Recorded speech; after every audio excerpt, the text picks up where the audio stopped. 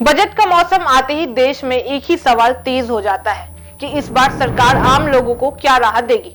इस बार सबसे ज्यादा चर्चा पेंशन, बीमा, लोन और टैक्स में आसानी को लेकर की जा रही है। नमस्कार, मैं फरीदा गजल और आप देख रहे हैं एक न्यूज 24। देखिए, बजट 2026 से पहले रिटायर्ड लोग, नौकरी पेशा लोग, बिजनेस वाले लोग और टैक्स पेयर सब अपने अपने मुद्दा उठा रहे हैं। खासकर पेंशन पर टैक्स खत्म करने की मांग तेज भी हो गई है। इसके साथ ही बीमा policy, home loan, education loan, medical खर्च और टैक्स फाइलिंग को आसान करने की मांग भी जोर पकड़ रही है। अब नजर इस बात पर है कि वित्त मंत्रालय इन आवाजों में से कितनी बातों को बजट में जगह देता है। भारत में रिटायरमेंट के बाद मिलने वाली पेंशन को लोग अपनी बुढ़ापे की कमाई भी मानते हैं। कई लोग इसे टैक्स फ्री बनाने की मांग पहले से भी कर रहे हैं, लेकिन इस बार चर्चा तेज इसलिए हुई है क्योंकि महंगाई बढ़ी है और मेडिकल खर्च भी लगातार ऊपर जा रहा है। पेंशन पर टैक्स लगने से बुजुर्गों को कम राशि हाथ में मिलती है, जबकि उसी से दवा, बिल और घर चलाना ही पड़ता है। इसलिए बजट से पहले लोग कह रहे हैं कि पेंशन को पूरी तरह टैक्स मुक्त कर दिया जाए, कम से कम एक निश्चित सीमा तक राहत भी दी जाए। दूसरा बड़ा मुद्दा बीमा का है। चाहे मेडिकल इंश्योरेंस हो या जीवन बीमा, लोगों का कहना है कि प्रीमियम महंगा हो रहा है, खासकर वरिष्ठ नागरिकों के लिए।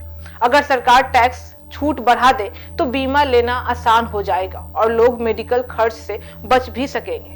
होम लोन और एजुकेशन लोन पर भी राहत की मांग इस बार जोर से उठ रही है। घर की ईएमआई महंगाई और ब्याज दर बढ़ाने से भारी दिक्कत हो गई है। लोग चाहते हैं कि सरकार होम लोन पर टैक्स बेनिफिट बढ़ाए ताकि ईएमआई का बोझ हल्का हो सके। वहीं एजुकेशन लोन की किस्तें कई परिवारों को परेशान कर रही है, खासकर क्योंकि आज की पढ़ाई सस्ती नहीं रही है। विदेशों में पढ़ाई तो और भी महंगी है। तीसरी बड़ी उम्मीद टैक्स सिस्टम को आसान करने की है, क्योंकि बहुत से लोग आज भी आईटीआर भरने में दिक्कत महसूस करते हैं। सरकार का मानना है कि टैक्स का कानून जितना सरल होगा, पलायन उतना ही आसान होगा। रिफंड में देरी भी एक बड़ा मुद्दा है और लोग चाहते हैं कि पैसा 30 से 45 दिन में वापस भी आ जाए।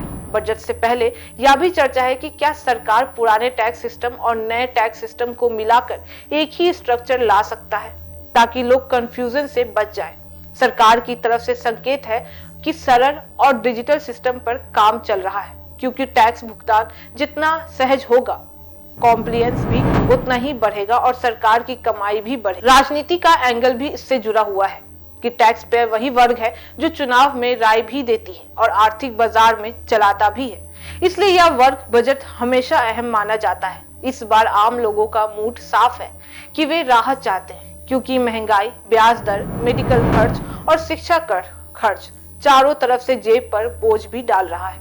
सरकार चाहे तो इस बजट को मिडिल क्लास फ्रेंडली बनाकर संदेश दे सकती है कि वह आम लोगों को साथ लेकर चलना चाहती है। वहीं अगर राहत कम मिलती है तो विपक्ष इसे मुद्दा भी बना सकती है।